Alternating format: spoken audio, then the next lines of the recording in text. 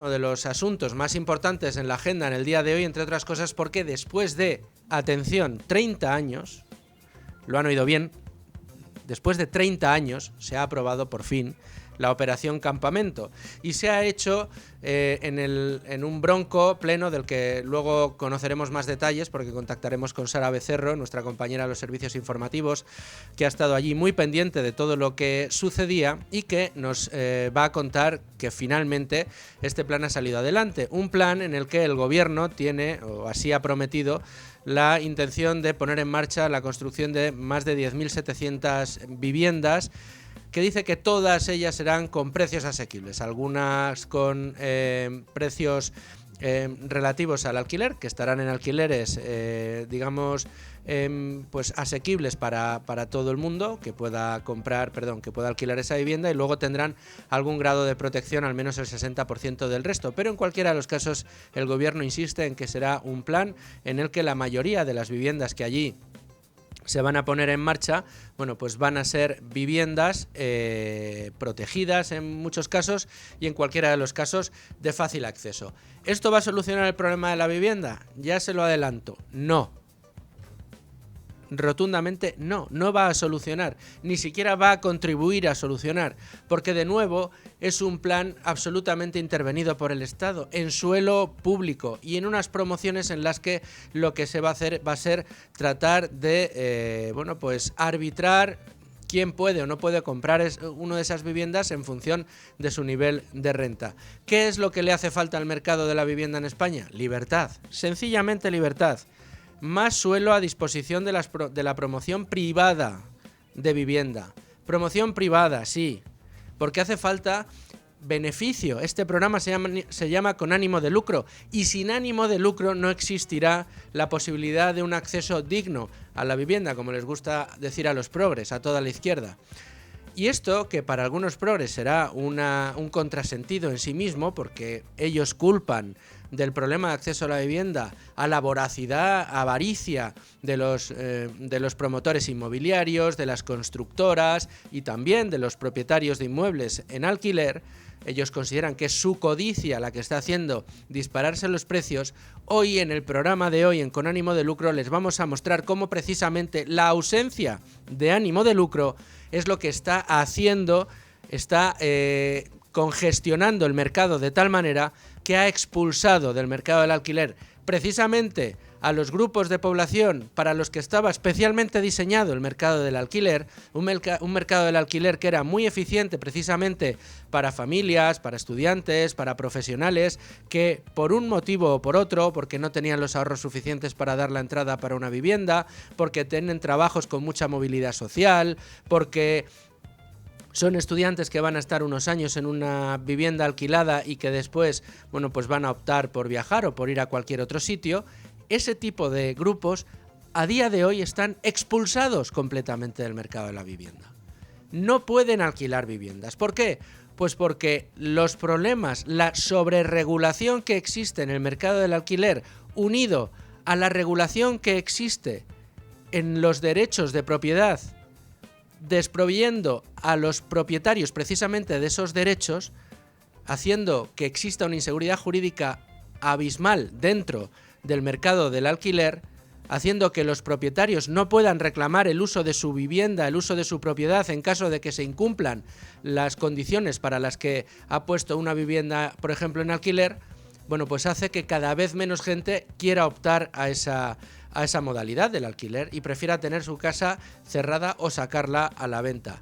Aquellos que se arriesgan a poner su casa en alquiler, lo que buscan son candidatos para el alquiler cada vez más y más solventes, y además piden cada vez precios más altos. Por lo tanto, si van a tener que tenerla durante unos años a un precio determinado, apenas subiéndola un 2%, ¿qué va a optar? Pues en el momento en que la saca, en lugar de sacarla al precio que lo tenía previsto, lo saca al precio que querría tenerla dentro de 5 años. Y esto es lo que está haciendo que los precios del alquiler suban de una manera exagerada. No la codicia de los propietarios, no. Es la falta de seguridad jurídica de los propietarios, es la falta de seguridad jurídica del derecho de propiedad en España y es la sobreregulación del mercado. De todo esto le vamos a hablar en el día de hoy, lo vamos a analizar poco a poco, pormenorizadamente, pero antes tenemos que echar un vistazo, como cada día, a la portada de Libre Mercado.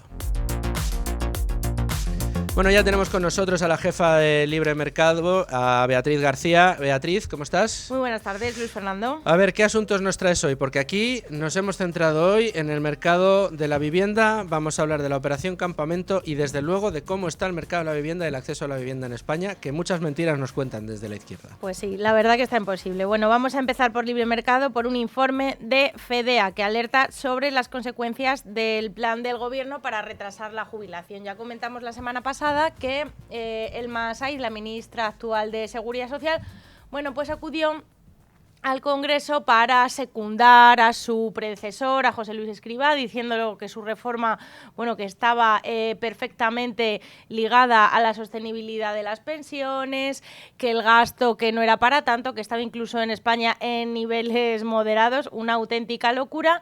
Y bueno, en cuanto a cómo va el gobierno a cuadrar las cuentas, pues simplemente ahora se encomiendan a que los españoles nos jubilemos cada vez más tarde, ya sea voluntariamente, cuando nos toque la hora de la jubilación, hemos cumplido todas nuestras obligaciones, cotizados los años que requiere la ley, y el gobierno lo que quiere es convencernos de que sigamos trabajando. ¿Cómo nos va a convencer? Bueno, pues pagándonos una cuantía fija, pagándonos luego un porcentaje en nuestra pensión, dejándonos combinar un trabajo a tiempo parcial con la jubilación. Y entonces, ¿qué calcula FEDEA? Que dice, bueno, está muy bien que le demos incentivos a la gente para que se jubile más tarde, es una de las patas para garantizar las pensiones en el futuro, pero claro, es que esto que está planteando el gobierno y que ha pactado con patronal y sindicatos todavía nos puede salir más caro.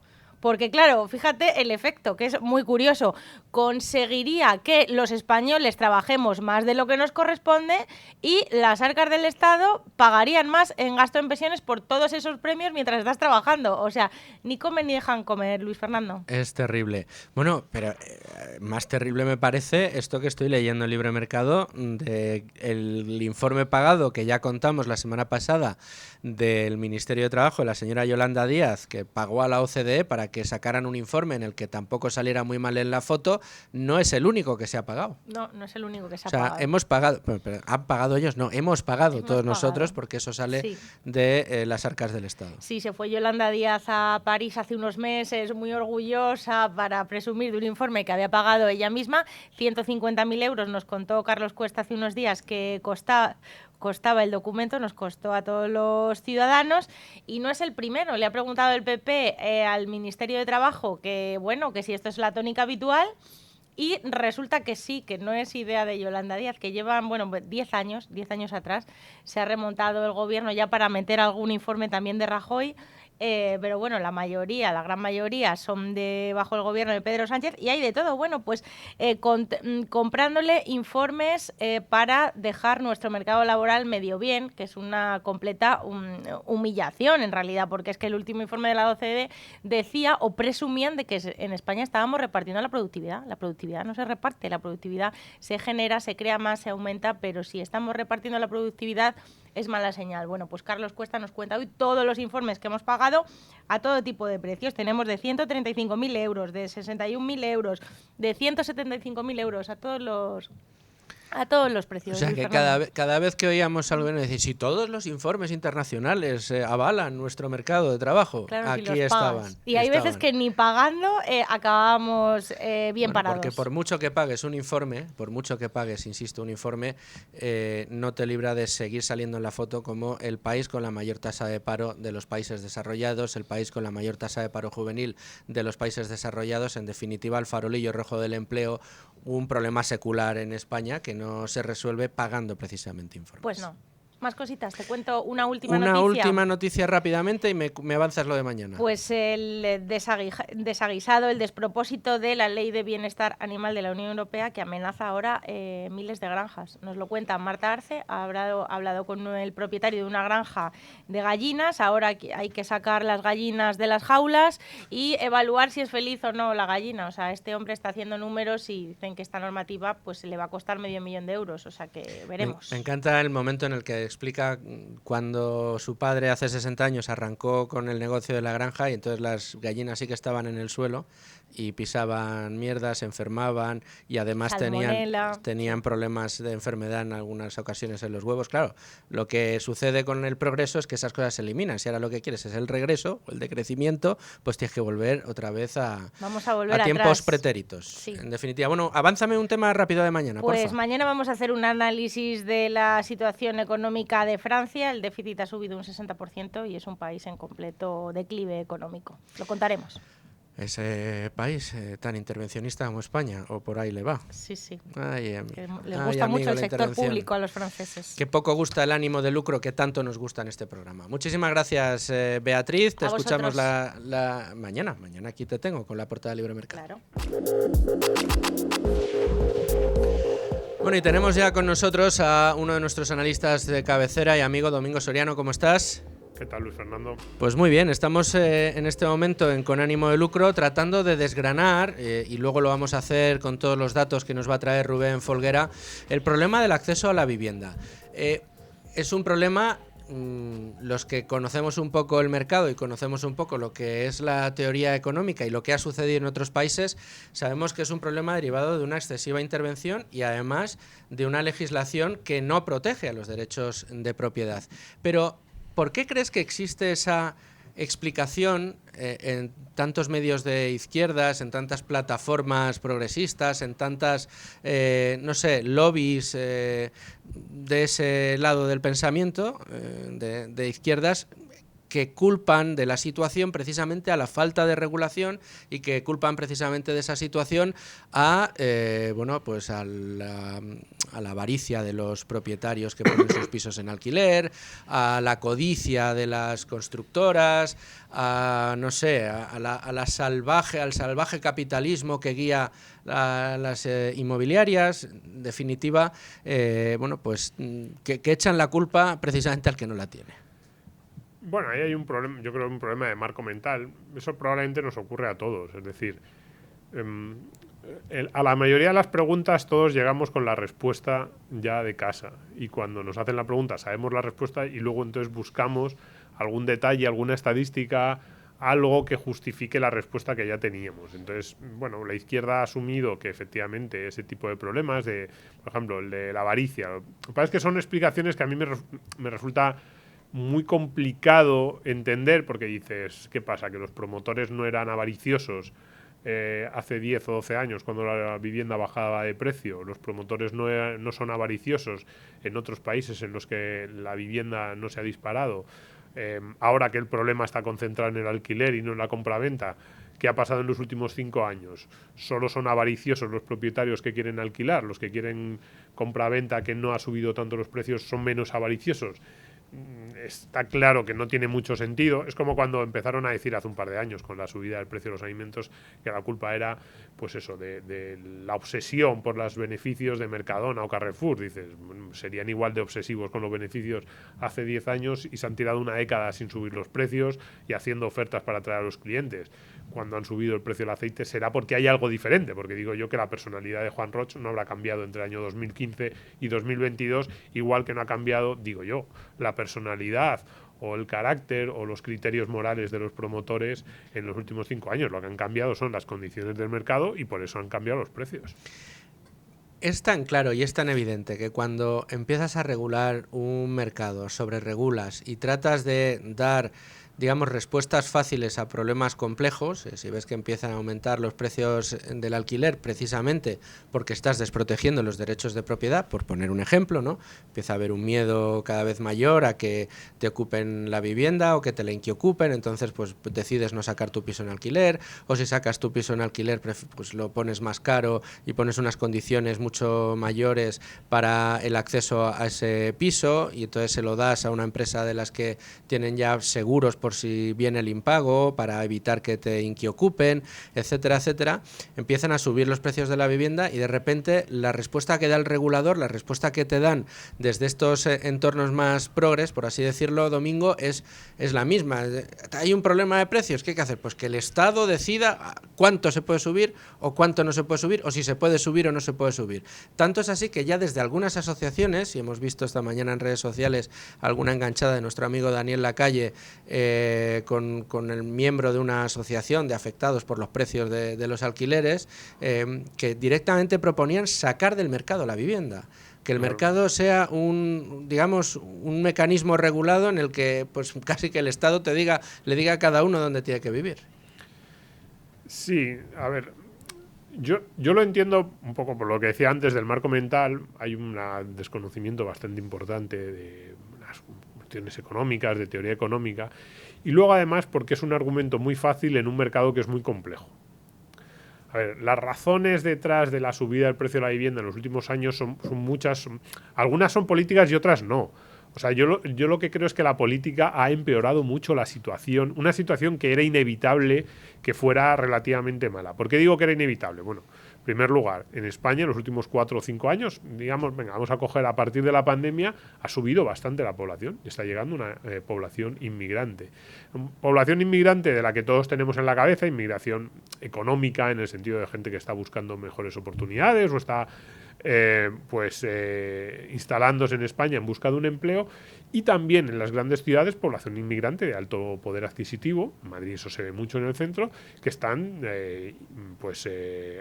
impulsando el precio de la vivienda hacia arriba. Y además, aunque esta última inmigración no sea muy importante en número, pero evidentemente en un mercado ya más o menos tensionado, pues un 1%, un 2% más de demanda, pues te acaba generando, es un efecto dominó en los precios. Y a lo mejor ellos van a una serie de barrios, y yo pienso en Madrid, que están muy concentrados en una serie de barrios, esos inmigrantes de alto poder adquisitivo, y te van afectando al resto como si fueran círculos concéntricos.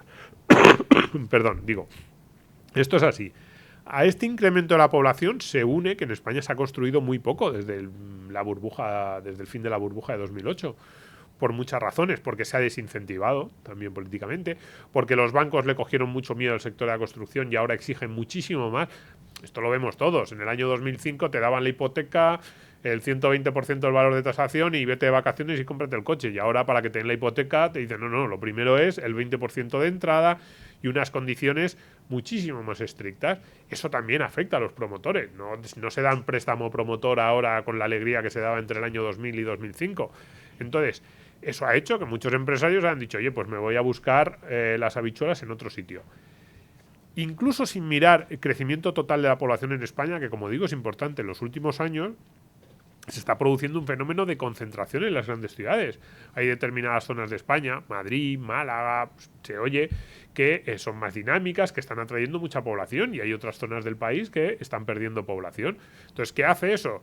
Que la vivienda en aquellos lugares en los que se está yendo población todavía crezca, a la que está yendo población todavía crezca más su precio, todavía se tensione más tanto de compra-venta como de alquiler. Está habiendo un fenómeno que esto ya lleva décadas, pero cada vez es más, digamos, son como cosas que se van sumando.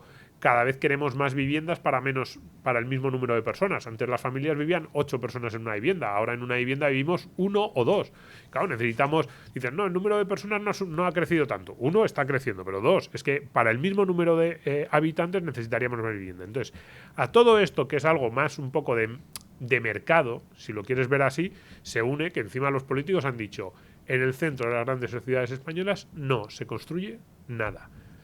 En altura no se construye nada. En extensión tampoco, porque los planes urbanísticos en España hemos dicho no en altura, porque destroza el espíritu, la esencia, la estética de las ciudades, y tampoco en extensión. A lo ancho, porque los planes urbanísticos ponen una raya y dicen todo lo que está fuera de aquí ya no se puede construir, ya no es urbanizable, ya es terreno rural. En Madrid, tú sales 10 kilómetros de Madrid y te encuentras unas extensiones que dices, ¿cómo puede haber problemas de precio en Madrid si es una región que no tiene limitaciones geográficas? Pues las hay, y muy importantes.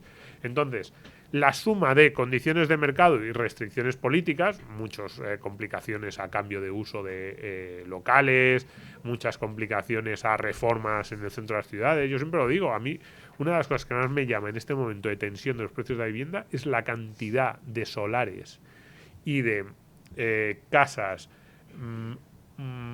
ocupadas ocupadas no en el sentido de ocupa, sino de utilizadas solo en parte, que hay dentro de la M30 en Madrid. Y digo dentro de la M30 porque probablemente sea la zona que ahora mismo mucha gente piensa como más tensionada en precios de toda España. Pues uno se pone a pasear por Madrid, y no digo que todos los solares estén vacíos, pero se encuentra en zonas bastante céntricas un solar y dice, pero ¿y esto qué hace aquí? Si no tenemos un problema de vivienda, o se encuentra una casa en barrios más o menos buenos de Madrid que dice, esto está semideshabitado. Ves que hay solo, que está medio con problemas de mantenimiento, la fachada del edificio, y dices, ¿qué está pasando aquí? Si el dueño de esto debería estar encantado de ponerse a sacar dinero a si tiene aquí una mina de oro. O te encuentras locales comerciales cerrados, hombre, no en la Milla de Oro, en el barrio de Salamanca, pero dentro de la M30, dentro de la M40 en Madrid, muchísimo local cerrado que dices, pero bueno, este local enorme, que a lo mejor en principio se pensó que iba a ser, yo que sé, una sucursal bancaria. Pues oye, hay espacio para construir 5, 6, 8 viviendas, son miles de metros cuadrados muchos de esos locales. ¿Cómo puede ser que esté esto así cuando la gente está dispuesta a pagar muchísimo por la vivienda? Este terreno, este metro cuadrado vale mucho. Eso, digamos, luego está los casos más típicos que decimos, no, es que encima no dejan construir nuevo. Pero es que solo ver ese tipo de situaciones ya debería alertarnos sobre que se está manipulando un mercado con una intervención absolutamente absurda que hace que no se pueda ajustar algo que en sí mismo es complejo, porque efectivamente el mercado de la vivienda no es como el de las zapatillas. La gente quiere más zapatillas, empieza a pagar más por las zapatillas y en 2 meses tú tienes otra fábrica haciendo o estás doblando la producción de zapatillas. El mercado de la vivienda, tú dices, no, la gente quiere más pisos en Madrid, pues hay un espacio de 3-5 años en los que se ajusta la oferta y la demanda por pura características propias del mercado, pero es que encima la intervención política está haciendo que ese ajuste sea más lento, más complejo y bueno, lo de las normas de alquiler ya es un escándalo. Por digamos, el elemento, simplemente por terminar, cuando decimos ¿y por qué ese mercado de la vivienda que no funciona ahora se está ejemplificando en el alquiler? Porque las normativas de los últimos 3 años donde más han incidido ha sido en el mercado de alquiler. Domingo Soriano, por eso me gusta que estés en Con ánimo de lucro, porque explicas las cosas de manera que se entienden y además muy bien. Muchísimas gracias por estar con nosotros. Continuamos. Bueno, pues vamos a analizar ya con ayuda de Rubén Folguera todos los datos que sostienen el problema del mercado del alquiler y de la compra-venta, el acceso a la vivienda en nuestro país. Rubén, uno de los problemas estaba citando ahora. ¿Qué tal, Rubén? Que no te he saludado. ¿Cómo ¿Qué estás? tal? Buenas tardes, muy bien. Bueno, pues aquí estamos. Aquí estamos. Ya después de escuchar a Domingo Soriano con el balón muy centrado, pero ahora hay que rematarlo. Y lo vamos a rematar porque tenemos... Bueno, pues una recopilación de datos importantísimo. De todas maneras, déjame, porque me está diciendo Amalio que tenemos ya al teléfono, desde los servicios informativos, a Sara Becerro, que ha estado muy pendiente del pleno, que nos daba la información que nos permitía abrir hoy Con ánimo de lucro, que era el desbloqueo después de 30 años de la Operación Campamento. Pero no ha sido un desbloqueo, crean ustedes, feliz, en el que todo el mundo se ha felicitado de que por fin este proyecto salga adelante, sino que ha sido bronco. ¿No es así, Sara? Muy buenas tardes. Pues sí, buenas tardes, Luis Fernando. Es que hace 35 años hemos tenido que esperar para ver desbloqueada esta operación Campamento. Era 1989, cuando se comenzó a hablar de utilizar los suelos sin uso de esas antiguas instalaciones militares que se ubican en el suroeste de la capital. Hoy, en el primer pleno del curso político del Ayuntamiento de Madrid, han conseguido desbloquear este proyecto urbanístico que pretende solucionar o tratar de mejorar el problema de la vivienda en la capital, con la construcción de más de 10.000 viviendas y también fomentar una regeneración urbana de toda esa zona de la ciudad con el soterramiento de la A5. Este plan urbanístico, que está firmado a cargo del Gobierno central por un lado y del Ayuntamiento de Madrid, hoy ha sido desbloqueado gracias a los votos favorables del Partido Popular, del PSOE y de Vox, pero con el voto en contra de Más Madrid, algo que sin duda ha generado revuelo en esta sesión, y es que Más Madrid ha votado en contra porque consideran que esta operación sigue un modelo que han dicho fracasado y obsoleto, ya que los suelos hoy son públicos, pero no lo serán dentro de 15 años. Solamente se mantendrá público el 7% de los terrenos. Sin embargo, el PSOE, PP y Vox han defendido lo positivo de esta operación, que es que empezará a construir a finales de 2025, principios de 2026, 10.700 viviendas. Y es importante decir y explicar que de esas 10.700 viviendas, 3.800 serán viviendas de protección pública de precio limitado, 2.100 serán con protección pública básica y 1.100 estarán en régimen de alquiler. Las 3.700 viviendas restantes serán vivienda libre. No obstante, el proyecto sí que contempla que la totalidad de los pisos pues tengan precios asequibles, es decir, por debajo del precio medio actual de mercado. Además, esta macrooperación urbanística pues también cambiará la configuración del suroeste de la ciudad, y es que en la construcción de esas viviendas se le suma el comienzo ya el próximo mes de las obras para soterrar la A5. Los vecinos de Lucero, de Aluche, por ejemplo, y de Las Águilas pues recuperarán el espacio ocupado desde 1968 hasta la actualidad por la autovía que les separa de Casa de Campo. Se trata además de un tramo que atraviesan 80.000 vehículos al día. Y por último también contarles pues que este proyecto cuenta con 3 fases. Una primera que se centrará en la construcción de 1.600 viviendas y otras 2 fases que incorporarán la edificación de un mayor volumen de pisos ya ligados también a ese soterramiento de la A5 a su paso por Campamento. El espacio del que hablamos para este barrio constará de 2,1 millones de metros cuadrados, de los cuales el 97,7% son propiedad de la entidad pública CEPES. Sara Becerro, Servicios Informativos de Radio. Muchísimas gracias por estar tan pendiente de todo lo que ha sucedido hoy en ese pleno y de contar, después de 35 años, el desbloqueo de la Operación Campamento. De todas maneras, la primera piedra no se pondrá hasta finales del 25, principios del 26. El primer piso terminado, si nada lo impide, estará para más cerca de 2030. Muchísimas gracias, Sara. Gracias a vosotros. Bueno, y tenemos ya encima de la mesa esta operación Campamento, una operación Campamento de la que se ha querido destacar por parte de la clase política todos los niveles de protección que van a tener esas viviendas. De nuevo, más intervencionismo sobre el mercado, de nuevo, más presión sobre un mercado en el que es tan a todas luces ineficiente que parece mentira, como comentábamos antes con Domingo Soriano, que nadie se pregunte por qué. Y uno de esos porqués tiene que ver con esa excesiva regulación. Rubén Folguera, tú has estado repasando cuál ha sido ese itinerario regulatorio desde que el gobierno de Sánchez llegó a la Moncloa. Sí, pues desde su primer mandato, digamos que la principal medida en materia de vivienda fue la reforma de la Ley de Arrendamientos Urbanos, que esto suponía el incremento en la duración de los contratos de 3 a 5 años. Luego, durante la crisis del coronavirus, el gobierno prohibió los desahucios de viviendas y permitió alargar los contratos de alquiler por 6 meses, aunque vencieran.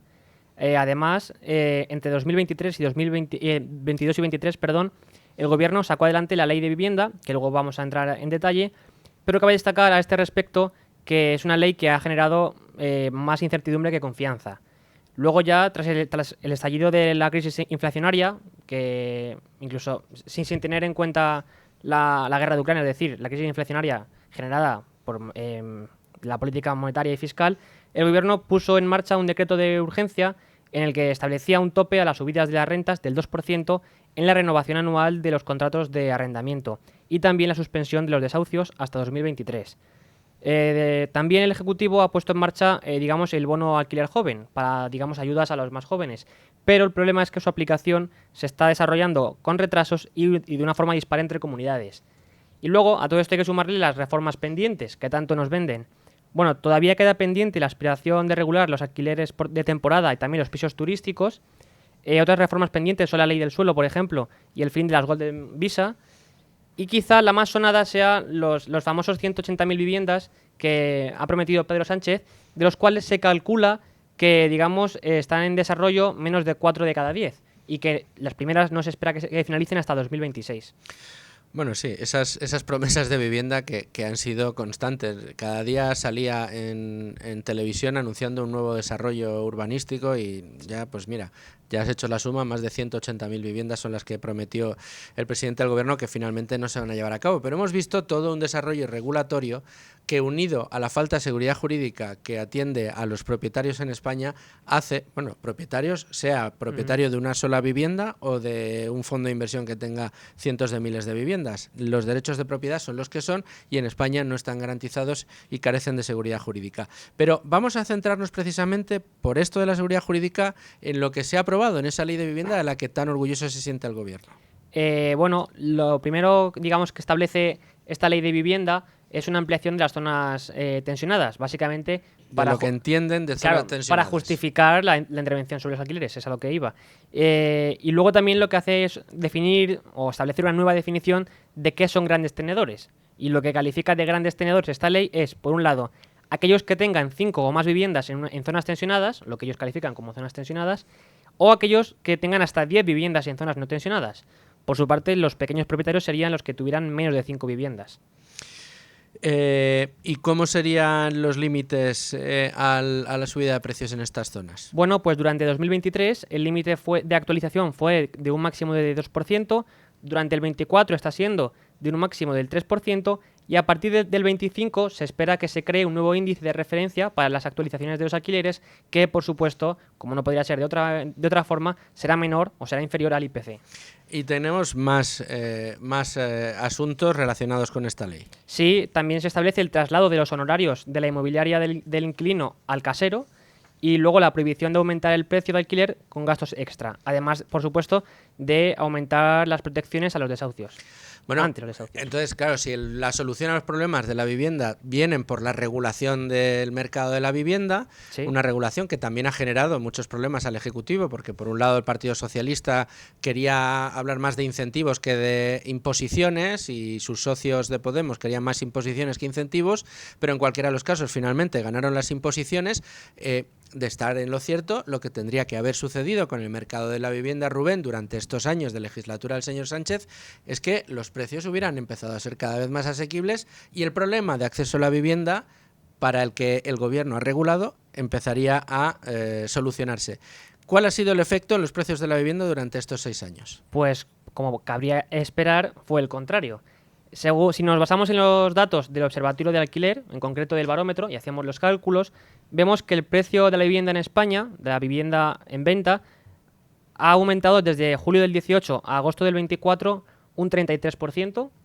O sea, el precio de la vivienda en venta, Sí. de media en España, ha subido un 33%. Desde que Sánchez entró en el gobierno. O sea, que si la inflación media, siendo un problema de una crisis, o sea, si la inflación hubiera tenido que ser el 10, si Sí. tenemos en cuenta un 2% anual, que es lo que el Banco Central Europeo considera sano. En realidad no hemos tenido un 10, sino un 20%. Acumulado, sí. Acumulado desde que Sánchez gobierna. Resulta que la vivienda ni el 10 ni el 20, el 33% ha subido los precios. Vaya, vaya. Quizás sea por el exceso de regulación, quién sabe, quién sabe. ¿Qué pasa con el alquiler? Pues más de lo mismo. En este mismo periodo, el alquiler se ha encarecido un 32,28%. Y, por otra parte, digamos, la presión sobre el mercado ha aumentado más de un 600%, según los cálculos que hemos podido hacer en función de estos datos. Esto era lo que decía Domingo, cada Sí. vez más demanda y por contra cada vez menos oferta. Claro, porque al final la oferta se ve, digamos, regulada y limitada, desincentivada, al fin y al cabo, por este tipo de regulaciones que está poniendo en marcha el Ejecutivo. Y de hecho la oferta media, en este mismo periodo que decimos, desde 2019 hasta el segundo trimestre del 24, pues ha caído un 22%. Es decir, que mientras la demanda aumenta, la oferta disminuye. No es Sí. que haya cada vez más demanda para la misma oferta, no, es que se ha producido el efecto contrario y es precisamente el efecto que está dañando a la economía.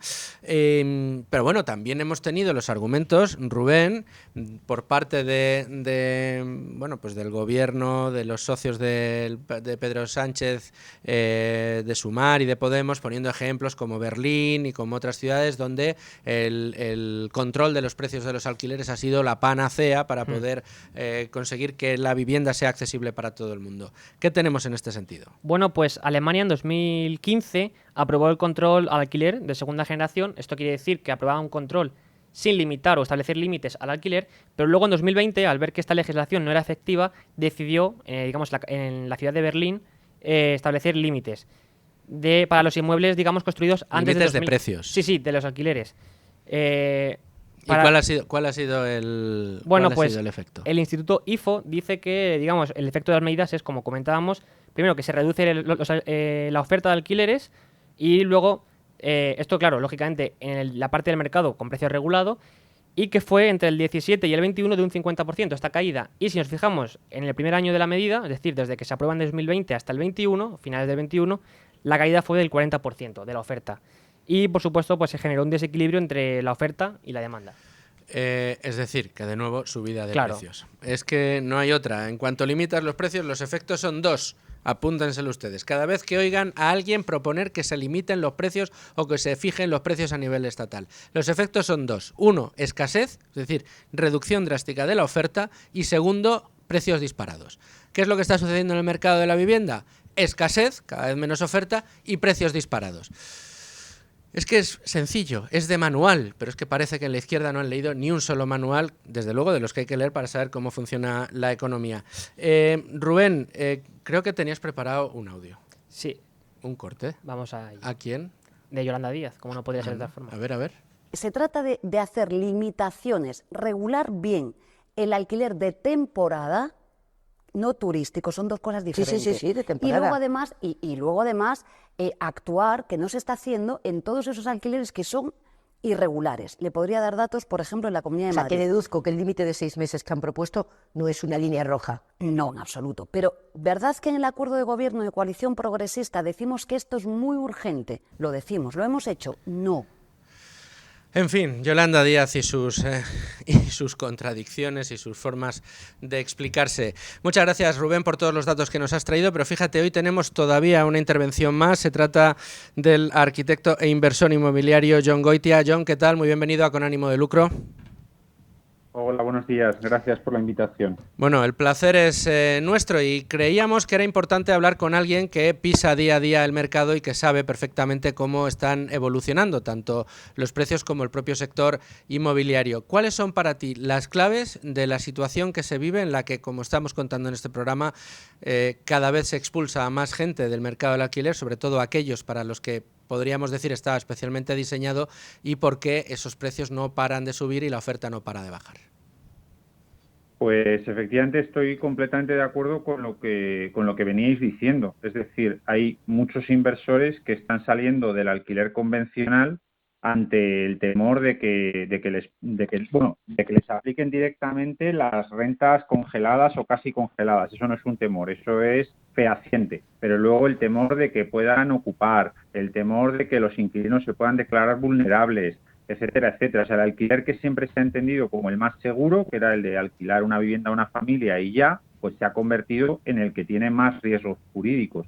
Entonces, el grueso, yo en mi caso me he pasado de... Yo no alquilaba residencial, pero sí hacía viviendas, convertía locales en viviendas por decenas y se las vendía o bien a parejas jóvenes o bien a patrimonialistas que luego las alquilaban. Dejé de hacer eso y me puse a hacer viviendas turísticas que tienen bastante menos riesgo jurídico. Entonces, igual que lo he hecho yo, lo han hecho muchos compañeros y al final acabamos marcando tendencia. Claro, tanta gente que sale del alquiler residencial, pues pasa que la oferta mengua. La oferta mengua, pero resulta curioso, Jon, y aquí yo creo que tienes una visión privilegiada por el desarrollo de tu actividad profesional, y es que tenemos que escuchar también esa inquietud por parte de muchos colectivos y de muchos políticos que culpan de la situación actual no a la falta de seguridad jurídica para los propietarios, no de la falta de desregulación dentro de lo que es la concesión de suelo para el desarrollo de nuevas promociones, no a que la regulación esté congestionando la oferta, no, de repente se fijan precisamente en esto que tú estás haciendo, ¿no? Y buscan un culpable. Eso es. Quieren convertir la consecuencia en causa. Exacto. Cuando el orden es claro. O sea, yo las viviendas turísticas ni las tocaba, ni las conocía, ni no hacía nada. Bueno, de hecho, lógico, porque no existía la posibilidad de obtener licencia en Madrid, capital, que es donde yo trabajo, hasta 2019. Entonces yo hacía viviendas. No me puse a pensar en otras alternativas hasta que la regulación no estranguló mi modelo de negocio. O sea, que el orden para mí es... clarísimo. No pueden los políticos pretender que la consecuencia haya sido la causa, porque no ha sido así. Jon Goitia, muchísimas gracias por dejarnos tu testimonio, tu análisis Con Ánimo de Lucro. Y bueno, yo suelo amenazar mucho desde la radio. Es la primera vez que estás con nosotros, pero espero que no sea la última. Amenazo con volver a llamarte muy pronto para hablar de estos temas. Genial, a vuestra disposición. Muchísimas gracias, Jon. Un saludo. Bueno, y después de analizar en profundidad todo lo que tiene que ver con el mercado inmobiliario, con el acceso a la vivienda, con esa problemática que día a día vemos cómo hay un empeño desde el gobierno en culpar a quien no es, en agitar fantasmas y en tratar de evitar las soluciones que llevarían precisamente a tener un mercado del alquiler, un mercado de la vivienda sano, en el que cada uno, dependiendo de su poder adquisitivo y su situación, pudiera obtener, digamos, la solución a sus problemas. Resulta que no, que se hace más regulación y más regulación. Pero bueno, analizado todo esto, nos tenemos que meter ya, porque nos vamos quedando sin tiempo, en la información de mercado. Así que, Amalio, dale la campanita. Bueno, una información de mercados que pasa, entre otras cosas, por la decisión, en este caso, del Banco Central chino por avisar de que van a impulsar la economía de nuevo, a alimentarla mediante estímulos, a reducir tipos de interés y estimular la economía. Y de repente las bolsas asiáticas se han vuelto locas, han tenido grandes subidas y esa se ha traducido en grandes subidas también en Europa. De hecho, una de las cosas que podemos contar es que esta mañana el IBEX 35 amanecía con nuevas ganancias y estaba ya muy por encima de los 11.800 puntos. Para analizar todo esto, como siempre, contactamos con nuestros colaboradores de cabecera. Hoy es el turno de Antón Díez-Tubet de Trade Republic. ¿Cómo estás, Antón? Hola, Luis Fer, muy bien, muchas gracias.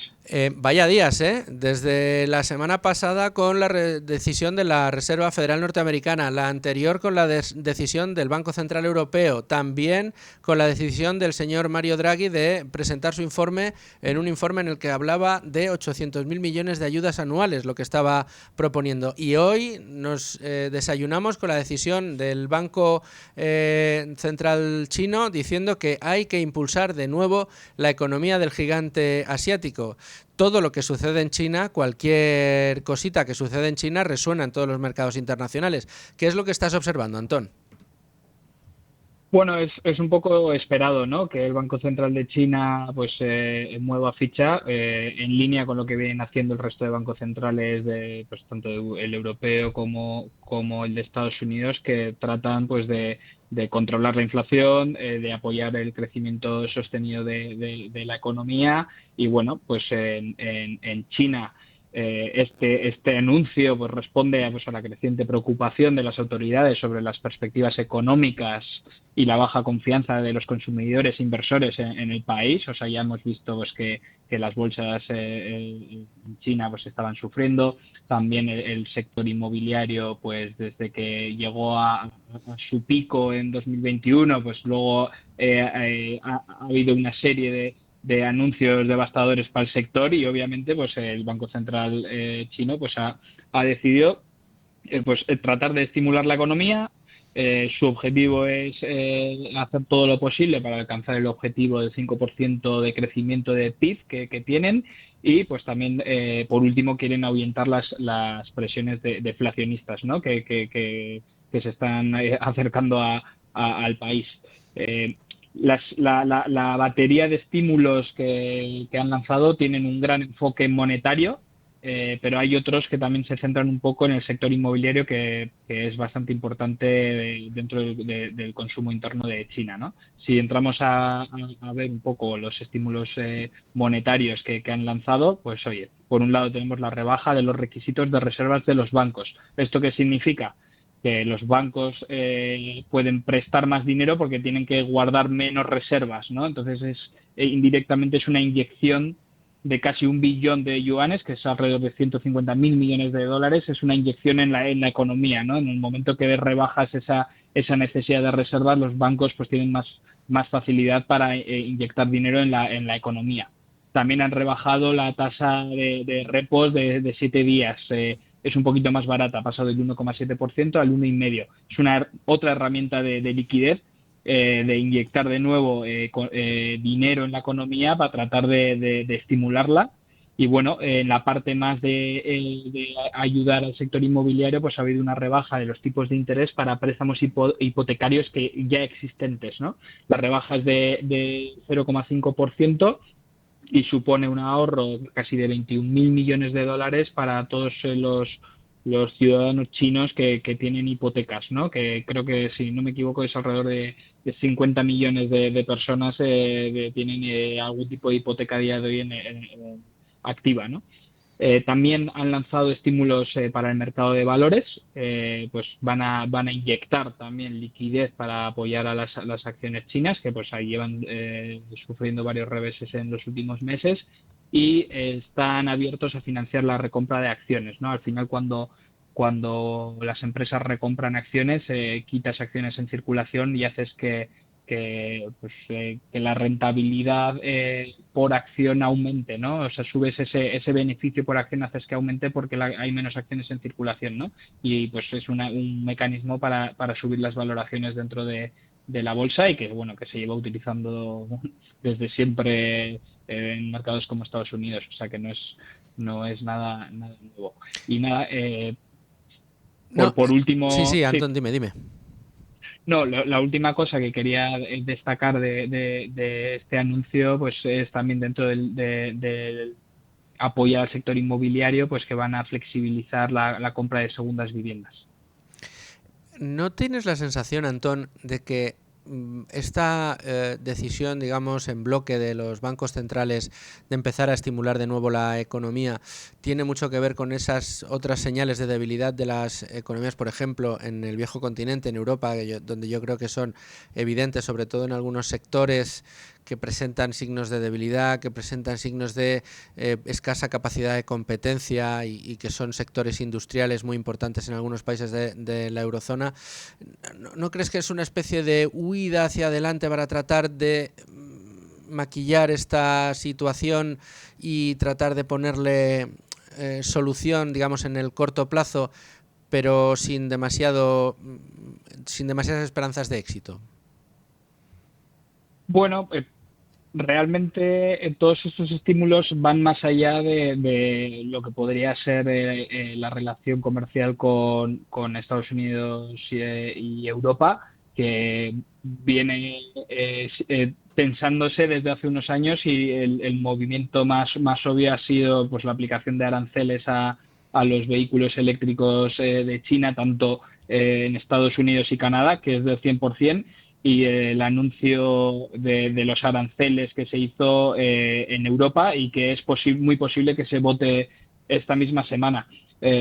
Bueno, para la industria china es muy importante pues esa oportunidad de libre comercio con las grandes potencias mundiales. Del mismo modo, en Europa hay un poquito de fragmentación en cuanto a la opinión de cada país. Por ejemplo, Alemania y España dependen mucho de China para promover su sector automovilístico, y están en contra de que se apliquen aranceles, mientras que hay otros países como Francia e Italia que lo ven favorable. Entonces hay un poco de fragmentación. Yo creo que este anuncio abarca más que esto, pero sí que quieren estimular la economía cuando están viendo tensiones en el comercio externo, ¿no? Si al final la Unión Europea decide aplicar estos aranceles, pues que suponen un aumento de los ya existentes que puede llegar hasta ser el 40% más, todo esto viene, si recordáis, pues de que la Unión Europea culpa a China de aplicar subsidios a la manufactura de coches chinos, que hacen que se distorsione un poco la competencia con la propia industria europea, ¿no? Entonces, toda esta votación va a ser clave, porque va a influir a las dos economías, ¿no? Por un lado, a la economía alemana, que es el principal motor económico de Europa, pero también a la española, en un sector tan importante como es el sector automovilístico.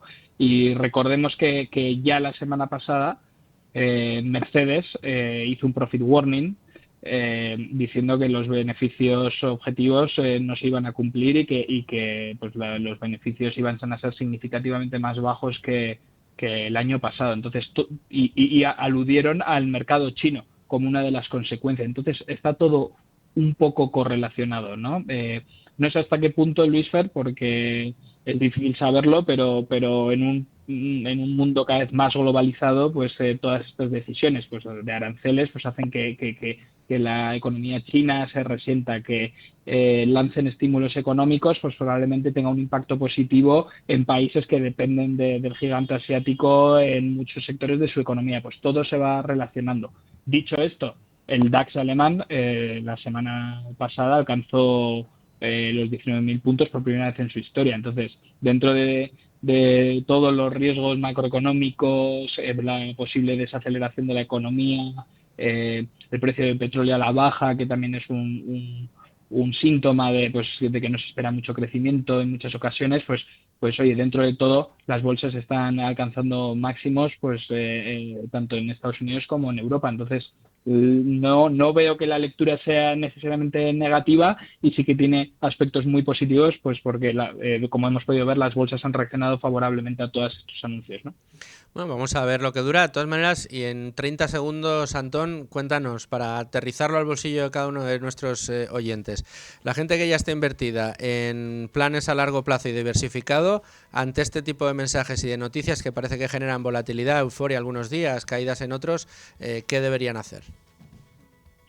Bueno, al final es muy importante mantener diversificado las posiciones, teniendo exposición a varias regiones que tienen objetivos distintos y cumplen distintas funciones en la cartera de un cliente, pero cuando se dan este tipo de anuncios lo que sí se puede hacer es hacer un poco apuestas tácticas, ¿no? Algo más a corto plazo. Si crees que China, con la bolsa que ha sufrido tanto durante tantos meses, hay una oportunidad de obtener en el corto medio plazo una rentabilidad adicional, pues todos aquellas personas que están invirtiendo y que tienen algo de efectivo disponible pueden hacer una sobreponderación que se llama, ¿no?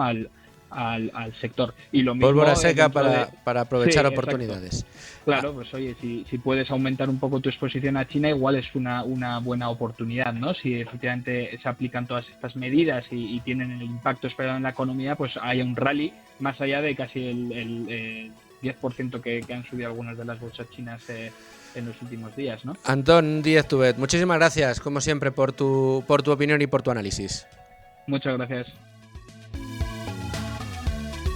Y hoy, siendo martes, con Domingo Soriano y su pizarra. Aquí, ya lo saben, avanzando esos temas tan interesantes que ha tratado Domingo Soriano con especial fruición a lo largo de estos años en su programa, en sus vídeos, en sus pizarras, en definitiva, con Domingo Soriano y con Nuria Richard, que pueden disfrutar todos ustedes de ellas entrando en, pues buscando la pizarra de Domingo Soriano. Ahí les aparece toda la colección y van viendo por temas, que es súper interesante. Aquí es lo que estamos intentando, Domingo, semana a semana, es condensar un poco todas las enseñanzas que has ido dejando tú en tus pizarras, casi por temas. Y hoy te iba a proponer yo un tema que yo sé que a ti y a mí nos apasiona y nos solivianta de maneras muy parecidas, que es el de los impuestos. Casi, no sé si empezar por si pagamos muchos o pocos impuestos, si la respuesta a esa pregunta viene siendo siempre muchos y por qué está tan mal visto no querer pagar tantos impuestos. Y por último, yo quiero preguntarte por qué somos tan dóciles en España, al menos en el pago de impuestos. Bueno, te he planteado muchas, ¿eh? Sí, no tengo claro que entre el ciudadano común esté tan mal visto lo de intentar pagar los menos impuestos posibles. Es algo que intentas no comentar por si el que tienes delante te dice que eres muy insolidario. Bueno, yo creo que es más una cuestión de los medios de comunicación, de la política, incluso en la academia, ¿no? Digamos, las élites sí que intentan obsesivamente trasladarnos la idea de que casi nuestro primer objetivo en la vida debería ser contribuir efectivamente de forma solidaria con el pago de impuestos, pero no tengo tan claro que ese sea un mensaje que haya calado entre el ciudadano medio. Y sobre por qué somos tan dóciles.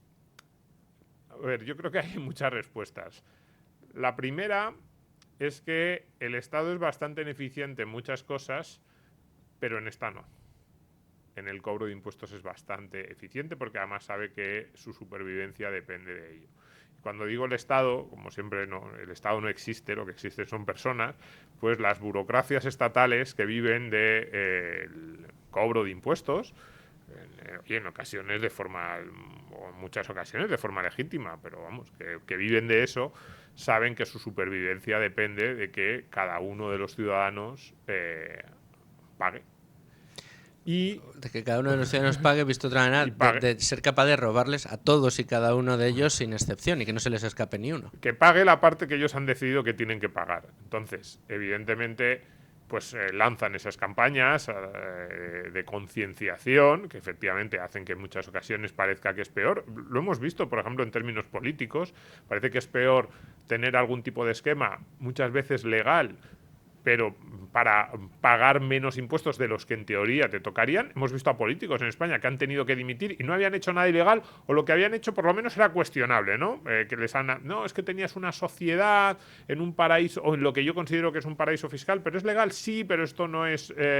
no puede ser que un político se maneje con este tipo de esquemas, y sin embargo otros políticos con delitos muchísimo más graves, en España, por ejemplo, está peor visto, no sé, José Manuel Soria o Maxim Huerta, que los diputados de Bildu. Entonces dice, ¿pero esto qué es? Porque uno tenía un esquema, una sociedad instrumental, y sin embargo pactar con estos, no. Eso sí es legítimo. Eso debería llevarnos como mínimo a reflexión. Pero bueno, más allá de esas campañas de concienciación y esa idea, yo creo que hay dos razones fundamentales por las que somos relativamente dóciles en el pago de impuestos. Yo lo soy. Yo siempre digo que yo tengo una retórica muy anti-impuestos. Yo siempre digo que me parece absolutamente legítima la elusión de impuestos, que es llevar la ley al límite para pagar lo mínimo posible. Pues sí, hacer la interpretación más extensiva que puedas de la ley me parece absolutamente legítimo. Eso es la ilusión. Y la evasión o directamente el pagar menos de lo que te corresponde, también en muchas ocasiones podríamos discutir si es legítimo o no. Pero dicho esto, alguien dice, pues esa es una retórica muy contundente y sin embargo tú estás diciendo que pagas todo lo que te toca, todo. ¿Por qué? Dices, esa docilidad de la que hablas. Pues bien, dos razones. En primer lugar, es que Hacienda hace muy complicado no pagar impuestos. Para la gran mayoría de los españoles, sus impuestos, los impuestos básicos, los que hacen el grueso de la factura fiscal, es que no tienes forma de no pagarlos. Si tienes un sueldo, ¿cómo no vas a pagar? Si te lo quitan de la nómina cada mes. Si Hacienda sabe exactamente cuánto te está pagando tu empleador. Es decir, hay unos mecanismos de control que hacen, no digo que sea imposible, siempre puede haber gente que tenga esquemas muy imaginativos, pero es muy complicado. Y también para un autónomo, para una pequeña empresa, es muy complicado. Y además es lógico que sea muy complicado, porque Hacienda sabe que si no, a pesar de esa idea de que no, los españoles están concienciados, si hubiese oportunidades, ya te digo yo que la conciencia no sería tanta. Entonces, en primer lugar, han creado un esquema muy bien montado para que sea muy difícil no pagar impuestos, y en segundo lugar, han creado un sistema de sanciones, penas, y no solo de sanciones y penas, sino de vigilancia y control que para mí está al margen del Estado de Derecho. Es el terror. Para mí, Hacienda es mira que ahora hablamos, por ejemplo, con los desafueros del gobierno, de que si se está metiendo con la justicia, quiere controlar todos los poderes del Estado. Esto es más para una tertulia política, ¿no? Y yo digo, sí, pero en España, desde luego en los últimos 40 años, que es un poco lo que yo puedo conocer, vivimos con un organismo público que se maneja con patrones de conducta, con reglas, con reglas no solo legislativas, sino también sobre cómo funciona internamente y cómo funciona de cara al ciudadano, que para mí está al margen del Estado de Derecho. Está, pues eso, hace que el ciudadano sienta que tiene todas las cartas en contra. No hay nada que dé más terror al ciudadano medio español que una inspección de Hacienda, al empresario medio, tenga o no tenga razón. Es decir, tú sabes que si Hacienda te pone en el punto de mira, aunque tenga razón, tienes muchas te va a destrozar la vida durante años. Y es más, mientras te la destroza, te está pidiendo que pactes, a sabiendas de que no lo has hecho mal, para tratar de evitar que el proceso siga adelante, porque sabes que inexorablemente va a seguir adelante. Claro, aunque Hacienda sepa que no tiene razón. Es el es el chantaje. Por eso digo que se maneja con reglas al margen del Estado de Derecho. Entonces, claro, las dos cuestiones, una legislación muy bien trabada para que te sea muy difícil ocultar lo que ganas, lo que gastas, pues es difícil. Y luego, en segundo lugar, hay un miedo, un pavor, un terror a que Hacienda se fije en ti y a que cualquier cosa pueda estar sujeta a interpretación. Entonces, claro, ¿cómo no vas a ser dócil? Es como si tienes a un tipo apuntándote con una pistola y que te dice, pues ahora, no sé, vas a trabajar para mí. Pues tú dices, pues qué dócil eres, le estás diciendo que sí y, no sé, estás segando sus tierras por nada. Y dices, hombre, es que me está apuntando una pistola. Pues claro, pues lo mismo con el pago de los impuestos en España. Bueno, eso y un nivel de desconocimiento respecto a lo que cada uno paga enorme. Ah, que bueno, luego, es otra pero parte. eso ya es otra cuestión. Pero yo creo que la razón por la que pagamos de forma tan... con tan poco protesta, con tan poca resistencia por parte del ciudadano medio, es más estas últimas. Luego, eso, que no sabemos lo que pagamos, tiene más que ver con lo que hablábamos al principio de por qué está más o menos legitimado y por qué mucha gente que te dice, pues yo pago mis impuestos con mucha tranquilidad de conciencia y yo creo que hay que ser solidario. Luego a esa gente le haces la cuenta de lo que está pagando y ya pues empiezan los matices. Claro, pero es que no es baladí, ¿eh? No, que la no, es muy mayoría de la importante. gente tú le preguntes por cuánto gana y te suelte el salario neto multiplicado por 12, es que es una calamidad. Claro. Sí, bueno, pues quizás podría ser el tercer elemento, ¿no? Esas leyes bien construidas para que no podamos escaparnos, ese terror que infunde Hacienda con esas actuaciones al margen del Estado de Derecho, y luego, en tercer lugar, el desconocimiento. La gran mayoría de los españoles no saben realmente cuánto pagan en impuestos y cuántos servicios públicos reciben a cambio, que cuidado, que reciben muchos, ¿eh? A lo mejor habría mucha gente que diría, oye, pues me sale rentable. Yo siempre he hecho el cálculo a partir de unos ingresos que estén en el 60%, ¿no? La mediana sería 50, pues a partir de esos ingresos de 60, 65 ya no te sale rentable. Si tú estás en la distribución de percentiles a partir de 60, 65, yo creo que ya no te sale rentable los impuestos que pagas respecto a los servicios públicos que recibes. A los que están por debajo, por ejemplo, sí, con lo cual, fíjate, incluso podríamos decir que una mayoría de la población, pues mira, saldría ganando, pero eso sí, los que salen perdiendo son la población más productiva, clases medias y medias altas cualificadas, esa población que sostiene al resto y que muchas veces siente que lo que ellos trabajan no tiene luego una recompensa o no se ve reflejado en lo que reciben cada mes en su cuenta bancaria. Y llegaríamos de nuevo al problema del que nos ocupábamos la semana pasada de productividad. De nuevo, si a quienes más castigas son las clases más productivas, harás que esas clases cada vez sean menos, porque cada vez vendrá menos gente productiva a nuestro país para tratar de ayudarnos a empujar en la buena dirección. Claro, si tú pones un impuesto a algo, eso se consume menos. Pones un impuesto al tabaco, se fuma menos. Si pones un impuesto al trabajo, se trabaja menos. Bueno, pues más claro agua. Domingo Soriano, muchas gracias por una nueva pizarra aquí en Con Ánimo de Lucro. Te espero la semana que viene. Muchas gracias.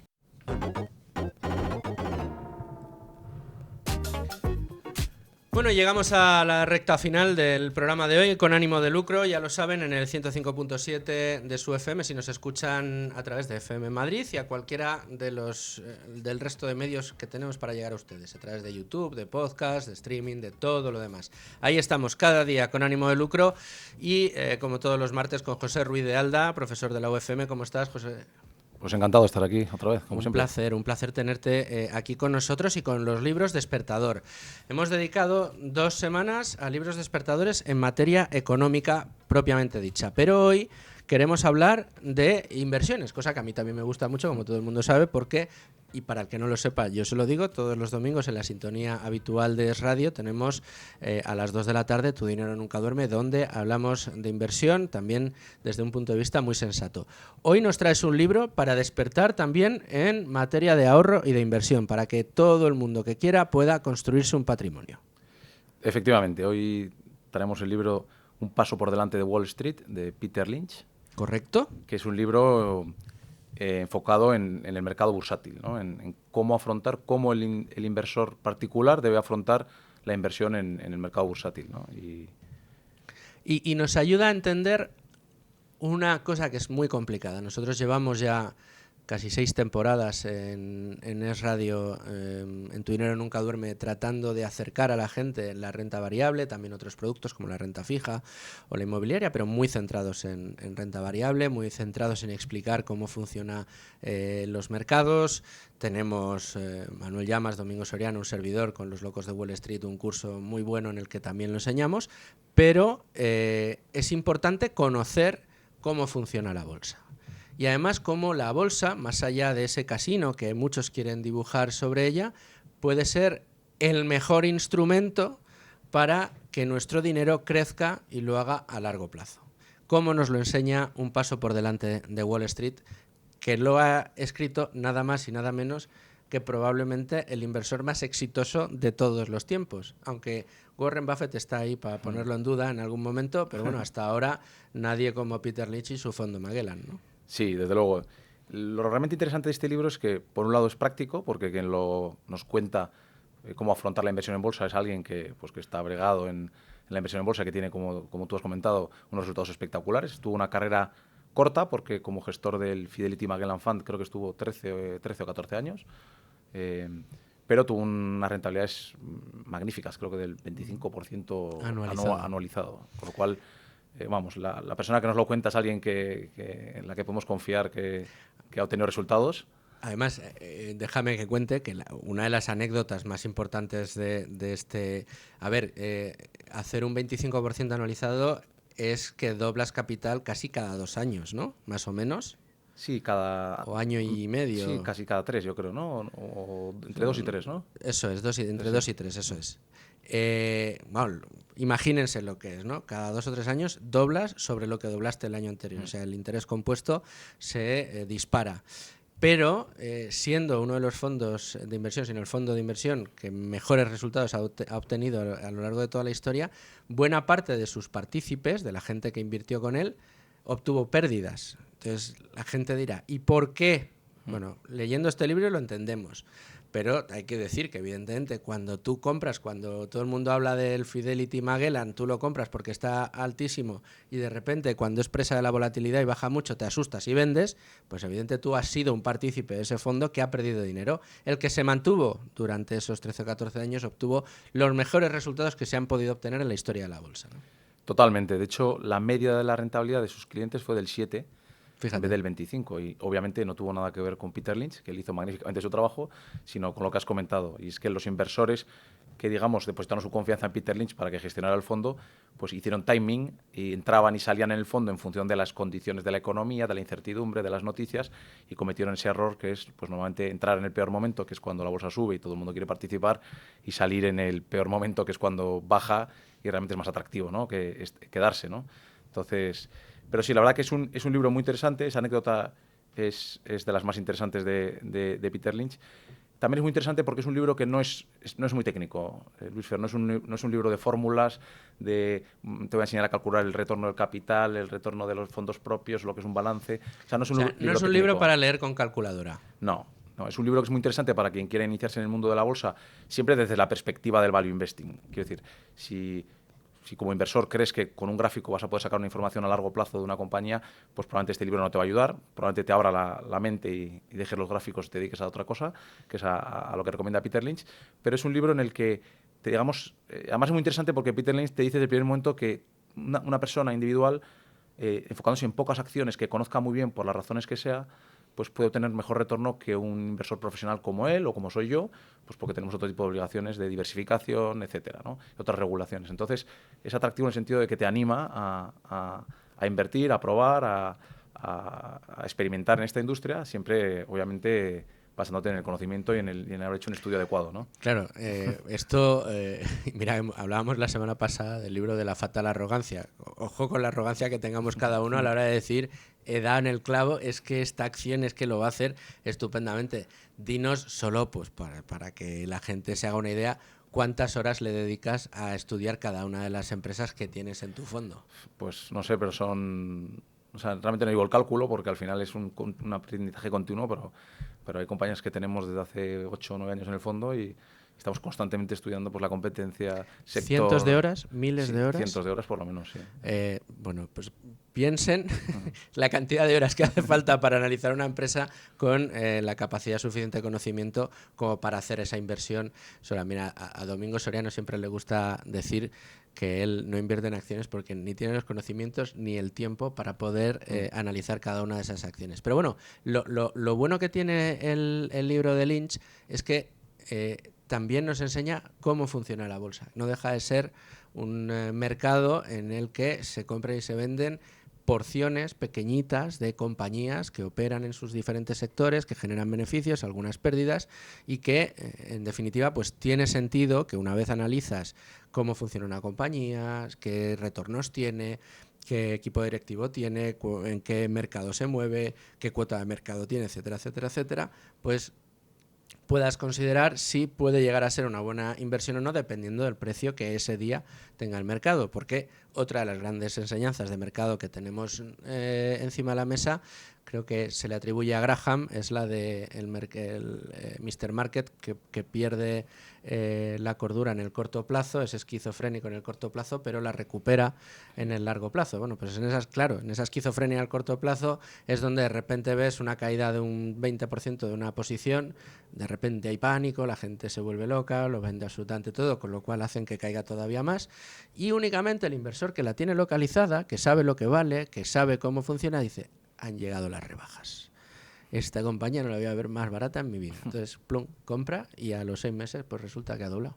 Sí. O ha hecho un ten-bagger, ¿no? Que es otro de los conceptos que aparece aquí. Efectivamente, que es un concepto... Vamos a explicarlo para ponerle los dientes largos a más de uno. El ten-bagger es aquella inversión, o Peter Lynch llama ten-bagger aquella inversión en la que ha multiplicado por 10 su dinero inicial, ¿no? Entonces, él dice cuál es para él el territorio en el que es más fácil obtener una ten-bagger, ¿no? Qué tipos de compañías pues, son las que él ha encontrado este tipo de inversiones espectaculares, ¿no? Y un poco reforzando lo que has comentado, la primera lección que da Peter Lynch es que una acción no es un papelito ni es un código, es un trozo de una compañía. Entonces, él siempre pone el ejemplo del espejo, ¿no? De ser capaz de ponerte delante del espejo y decir, tengo esta compañía y ser capaz de explicar por qué tienes una acción de esa compañía, ¿no? Si no eres capaz tú mismo ante el espejo explicarte a ti mismo de por qué tienes una compañía, probablemente no deberías de tenerla, ¿no? Eso es... Bueno, habrá alguno que diga, tengo esta compañía porque la vela hacía esto. O porque me la han recomendado en el ascensor esta mañana. Eso. O porque subió mucho ayer, que suele ser la razón más común. Que además es curioso, ¿no? El comportamiento del ser humano en bolsa es muy curioso porque dices, ¿cuándo te compras un coche? Pues cuando suelen estar más baratos, ¿no? Cuando llega ahí el final de año, tienen que matricularlos y pues pillar ahí una oferta buena del coche que te gusta. O cuando compras la ropa de invierno, bueno, pues cuando llegan las rebajas. O sea, para la mayoría de nuestras adquisiciones tratamos de hacerlo siempre en el mejor momento de mercado, cuando hay rebajas, cuando conseguimos un precio más barato. Sin embargo, en bolsa hacemos todo lo contrario. De repente alguien te dice que esta es la acción del futuro porque está subiendo como un cohete, como diría Sánchez, y de repente, claro, lo que estás haciendo es comprar esa acción en su momento más caro, o en uno de sus momentos más caros, no cuando cae y hay rebajas. Claro, para saber si es caro o barato tienes que analizar la compañía y hacerte una idea del valor real que tiene. Después ya miras el precio, pero primero es analizar la compañía. Totalmente. Y este libro te amuebla muy bien la cabeza en el sentido de entender cómo funciona la bolsa, qué es una compañía, qué es una acción. Obviamente luego hay una parte técnica numérica que hay que comprender, pues para el lenguaje de los negocios es la contabilidad. Obviamente Exacto. Si no sabes contabilidad pues es muy difícil que seas capaz de medir, ¿no? Pero por eso es un libro muy interesante y muy introductorio. A mí personalmente me lo recomendó Álvaro Guzmán de Lázaro cuando nos daba clase en el IEB hace 15 años. Un gran amigo de esta casa. Y me parece un libro, además es muy ameno, o sea, es corto, es ameno. Está basado en una experiencia vital espectacular como es la de Peter Lynch, está escrito de una forma muy entretenida, con lo cual atrae mucho al potencial inversor que lo quiera leer y que luego quiera profundizar, ¿no? Entonces me parece, como siempre para introducirse, un libro espectacular. Bueno, pues tercer libro dentro de la estantería de la biblioteca de Con ánimo de lucro, en este caso Un paso por delante de Wall Street, de Peter Lynch, Lynch, Peter, como todo el mundo lo sabemos escribir, con la colaboración, mira, la edición que estoy viendo es eso, Un paso por delante de Wall Street, de Peter Lynch, en Deusto, además con una portada muy bonita, y 20 euros en tapa blanda. Me dice Amazon que de segunda mano se pueden conseguir incluso por 18. 20 euros, ¿qué es esto para un libro con tanto conocimiento y con tanta libertad que encierra en sus páginas? Pues, don José, muchas gracias por traernos un libro más. Aquí te espero la semana que viene y a ver con qué me sorprendes. No te voy a decir que me lo adelantes, a ver con qué me sorprendes. Encantado, nos vemos aquí la semana que viene. Muy bien, don José, muchas gracias. Bueno, pues con un paso por delante de Wall Street hemos llegado al final de una nueva edición de Con Ánimo de Lucro, ya lo saben, en el 105.7 de su FM. Si nos escuchan en Madrid a través de streaming, de podcast, de YouTube, de todos los medios posibles para llegar hasta todos ustedes. Espero que lo hayan disfrutado tanto como nosotros y aquí les espero mañana con asuntos de su interés. Sean muy felices, amigos.